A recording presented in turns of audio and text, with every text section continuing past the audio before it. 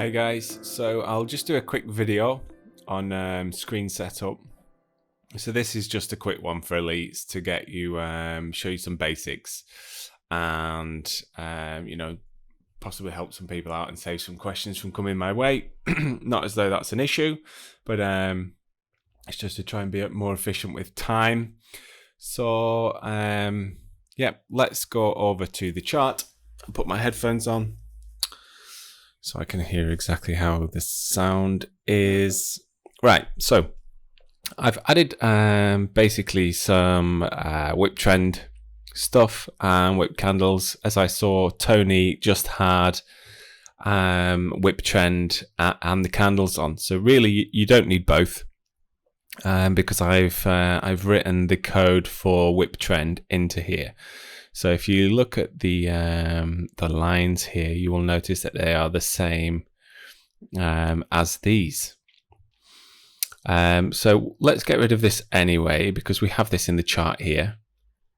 So we'll get rid of that WhippTrend, and we will we'll get rid of this WhippTrend as well. Get rid of you. Okay, so now what I notice with a few of you is that you've got WhippTrend, you've got WhippCandles on, but what is annoying me is you've got the original candle color backgrounds on. So how we change that is we double click on the candle and we get this, and then you can go into the candles and you can change it. So if it's green, you want it to be like teal, and if it's red, you want it to be purple. And you can do this for all of them. So teal and purple, purple, and you can see it's changing the backgrounds. And then the wicks is the last one. We'll do teal for bullish, and we will do purple for bearish, like so. And it just brings, just makes it look not as crazy, to be honest with you. Let's get rid of that. As you all know, I'm a volume trader, so I've just deleted the volume there. So last price line. So basically, if you go to template down here and you really like this setup, and for example, where appearance, horizontal grid lines, we can change the color of those. We can change the line thickness or to dashed.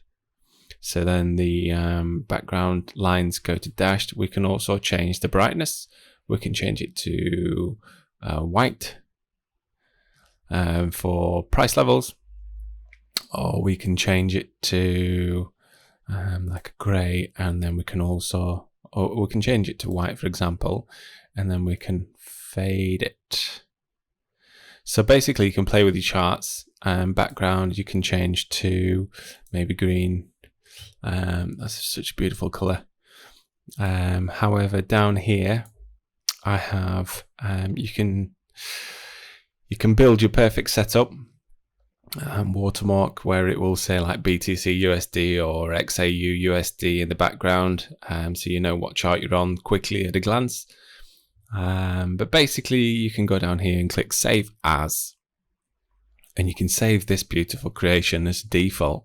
However, I'm going to go for teal and purple because that's my setup. So here we have WhippCandles on the chart. Plus WT, so it's got WhippTrend overlaid, and this WhippTrend here is the current time frame, and then the WhippTrend behind it is the higher time frame, which in this instance is the 360-minute chart. So we can change that to be the 15-minute, and I'll show you something cool here. So we'll change this to 15-minute. And that gives us the WhippTrend on 15 minutes. So if I then go to the 15-minute chart up here in the left-hand corner, we can change to the 15-minute chart.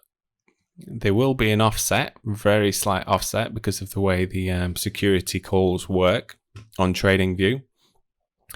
But this is the 15-minute call to arms. That was a nice trade. This is the 15-minute. So 15-minute looks pretty much like you can trust the 15-minute in many respects. So let's go back down to the 1 minute. And let's have a look at the 15-minute. So here we have the 15-minute turning bearish at the top here. Candle colors are going to be slightly affected here due to the fact that we've got a different time frame on. So we've got this is the current time frame, 1 minute, and then we've got like the 2 hour, 300, 360, 424, and then the 8 hour.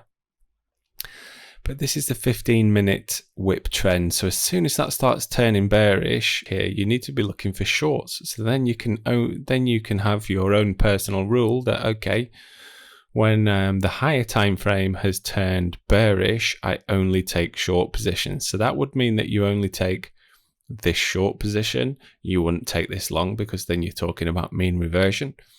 And you'd take this short. You wouldn't take this long. So even if you'd have taken this short here, so let's draw a couple of lines just to get you into the groove. So if we would have taken this short here, which was around here, you would have entered short there. That's going okay. And then we'll do another one. Say you would have, because of the higher time frame being bearish, and you're like, okay, I'll enter on that. And then you could have dollar cost averaged in here.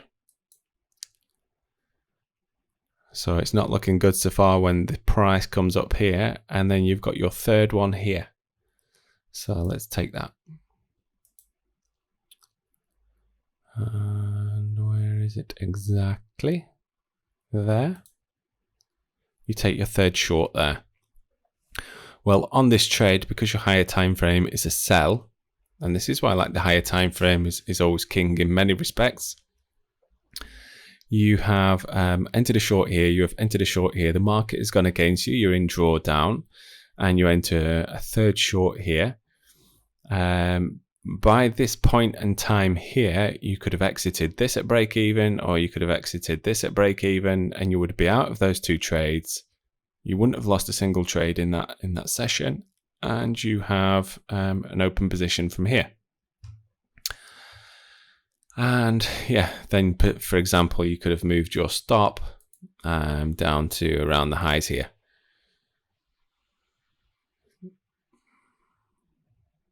Or maybe not.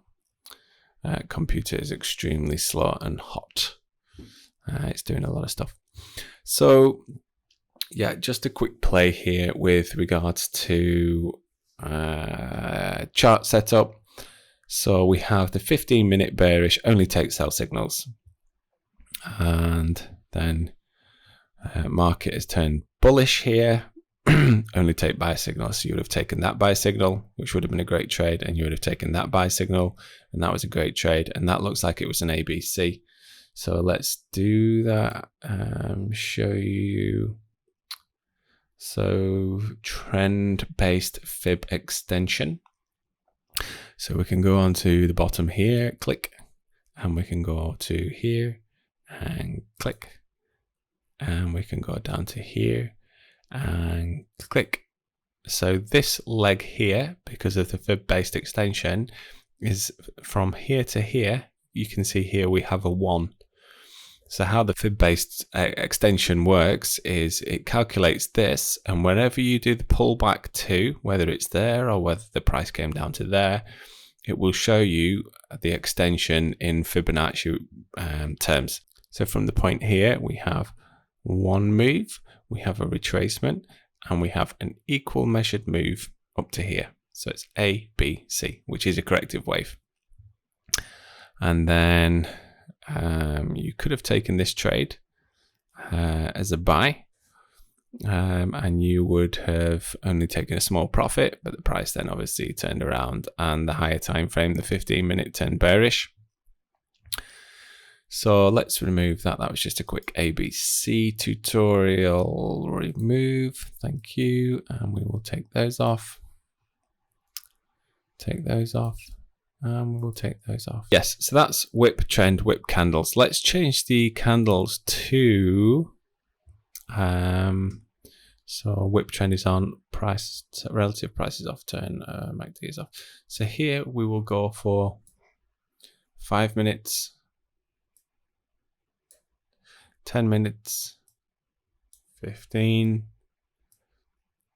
20, 30, 30. Okay, just like that. Refresh. That's nice. Okay. Normally, if I'm on the 1 minute, I'll go 1 minute, 2 minute, 3 minute, 4 minute, 5 minute. And style. So here, if you don't want the panel in the background to reduce being confused, you can take everything off like so, and then you can't really see the lines so well, so you can change these. I like this blue and this red, pink, and then we'll keep that on, and then we will go for this one. We'll go for green and red, and then we will keep that to that. Okay, cool. So one thing I want to show you with regards to the whole moving average is, let's turn the higher time frame stuff off, and let's turn the bull cross, bear cross off just for the moment, just for clarity. We will reduce the size of Z-score, and we will zoom in. So it shows you a loss in momentum. So you can see here that the price is going down. Let's make this a bit bigger. So price is going down, and when you get the normal moving averages, WhippTrend, and the normal moving averages coming in, you can see that the market is running out of beans to the lower side. So then when you see your cross here, you had a cross, you could have entered buy here. If you'd have entered buy here and put your stop directly below here, you would have been stopped out, because a lot of people would have been putting their stops below here, and smart money knows that. So they went and tested this level, and obviously people who are long here, if they get activated here, their trade becomes a sell. So then someone can buy that. So if smart money has enough money and they know that everyone's stops are below there, all they have to do is push the market down and market down, and everyone's stop losses get triggered, which become lots of sells, and then smart money just buys all those sells. And that's why price bounces back very fast and sets off. So one little tip with WhippTrend or any oscillator you may use, here you can see the market is losing momentum. You can also see a little bit on the relative volume price, RVOL price, that RVOL price here is pulling back, but it's still bullish because it's above the 1 line. So it's not a 0 line cross, it's a 1 line cross. And this is a good trade here coming down. And relative volume is below the 1. So price still had momentum here on relative volume. Means that there's still buyers. So here you get your first loss of momentum. You know, people are starting to say, okay, I think it's gone up enough. I'm not going to buy anymore. I'm just going to hold it. Price consolidates, your triangle in. Could have drawn your triangle in. Boom. Boom. And you can see that the candles are turning green. So you should really expect a cheeky little push north on that one. And you do see a push north, and then you see relative RVOL backing off and coming back to the 1 line. And also here where you have price making a higher high. WhippTrend, you don't have a higher high. You have divergence. So price is going up and the indicators are going down. So this here would have been a good trade. So when you've had your crossover here, this would have been a good trade to be getting into. Again, liquidity runs are people who are maybe saying, okay, well, I'm going to start shorting here, or I'm going to start shorting here. This is a push north to trigger people's stop losses. So if people are short, their stop loss acts as a buy. So if the smart money can push the market up here, it starts activating stop losses, which means that the market starts, people's stop losses start buying to get rid of their short position. Well, smart money then starts selling to all that liquidity, amazing, and then price comes down nicely to this level. So that's just a little bit about HMA. It shows you a loss in momentum partnered with your WhippTrend crosses. Maybe you would not have taken this first trade due to the RVOL being quite high up here. Second one. So here, this is beautiful divergence on RVOL. Here, RVOL is going down, and then price is going up. So if we can draw a little channel there, and price is going up.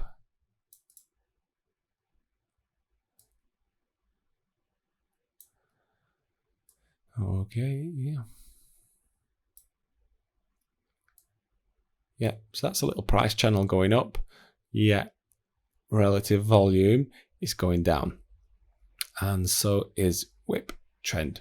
So this would have been a good position to take a short around here. Even if you'd have taken a short here, you'd have had a quick, a brief drawdown of about 30 seconds, because this is the 1 minute chart. And yeah, it would have been a successful trade, at least to if you would have identified maybe horizontal ray. So this is a support level, breaks it, support becomes resistance. So from here you could fend this line across, and when you'd identified that this was a good sell position with WhippTrend divergence, with RVOL divergence, you could have like said, okay, well, it should really be going back to, you know, this support and resistance area here, which is obviously where there is liquidity. People have buy and sell orders there, and it's bounced off that. So just the support and resistance there is, once price breaks through something, it then becomes support, and it's support here, and price breaks it, and then it becomes a resistance. It can't get through that level, and then it breaks through it here, it becomes support. So there we go. I like to have my, let's go here. I like to have my RVOL at the top. We can take that off. I like to have my RVOL at the top. I like to have my WhippTrend. That's Alexa. Why is she listening to my conversation? So nosy. Okay. So we also like have here, for example, we have divergence on Z-score. So we can see that price is basically making a bottom here. We have divergence on WhippTrend. So even this one compared to this one, trend line. Okay, so that is divergence. But then if you say, oh no, it's breaking it. If you look at the grand scheme of things, you know, price is coming to the same level here, but WhippTrend does have divergence. It's not making lower lows. So you might get confused around this area and think that, okay, no, it's going to drop because it's going to make a lower low, but it actually doesn't. So you have divergence here on WhippTrend, and you also have divergence here on Z-score, which is actually really nice. And then you could have had the conviction to say, okay, I'm actually I'm looking around this zone. So this is basically a massive accumulation zone. A lot of people believe that the market is going lower. What is that in the background? A lot of people believe that the market is going lower. And this gives like a perfect opportunity for smart money to be hoovering up these sell orders. And it's only retail money or dumb money that's pushing the market down, because there's no real strength in it. It is just small trades that are pushing these prices lower and lower and lower. But you can see here with some of these candles, so you have like a bearish candle, but then a bullish candle. So this is like you know, a breakout of this level. People are thinking, oh my god, it's you know, it's going to drop, gold's going to drop. So then people are like panic selling, and then that's just snapped up immediately by smart money. And you can see that the market really does have a good reaction here. And another 3 large candles to the downside. Again, divergence here on the WhippTrend for this local area, but a really good buying candle there. So when you've got this, you have to remember both sides of the trade. You have people who are selling and people who've entered the market here as like a short. When they see that the price is not breaking this level, they're worrying a bit and saying, oh, okay, I'm going to put my stops, you know, above this, or I'm going to put my stops above here, or I'm going to put my stops above here. I'm going to really, I'm going to trail the price quite closely, because I'm unsure if it's going to break this level.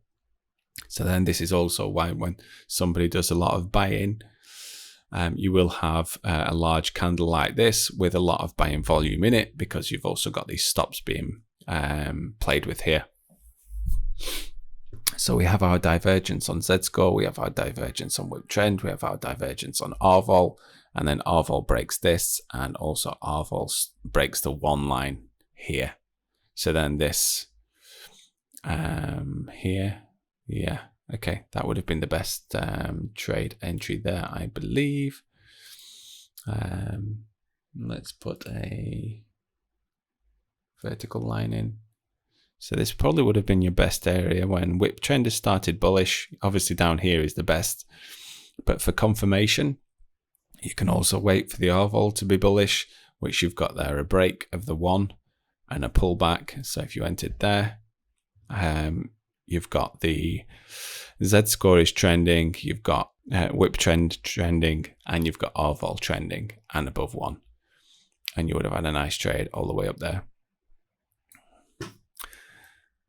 So that's just the basic setup here is RVOL price, whip candles overlaid over the normal candles, whip candles here with WhippTrend, current time frame, and maybe you want that secondary time frame on as a filter, and then Z-score also. And when you have divergence in all 3, you know, you've got a higher probability trade to take. Not always guaranteed, because you know it's one thing about markets being random and so on and so forth, but you don't know who is sat at another terminal for another hedge fund or a bank, and who is going to press the buy or sell button at any given time. You know, with gold like coming to this level, you could have just had you know, you've got this like zone where you can like buy and sell. But yeah, in a ranging zone like this, and you might be selling here, you don't know who's like, okay, well, no, actually gold's going to bottom here. I'm Mr. John Doe from X hedge fund, and I'm going to buy £1 million worth of gold, which then would have like, you know, created a candle like this or even bigger and pushed it through and so on and so forth. So anyway, I'm babbling. You never know who is on the other end of the trade. That's what I'm trying to say. So as good as WhippTrend is, and this RVOL and Z-score combined, you always have to look at the bigger picture. I think that's it for now. So I'll just whiz this over to you guys. I'll just try and edit the audio for the background noise, and I'll send this video over. I hope everyone's okay. Any questions, please ask. And I expect to be doing some live stuff soon. Okay, bye-bye.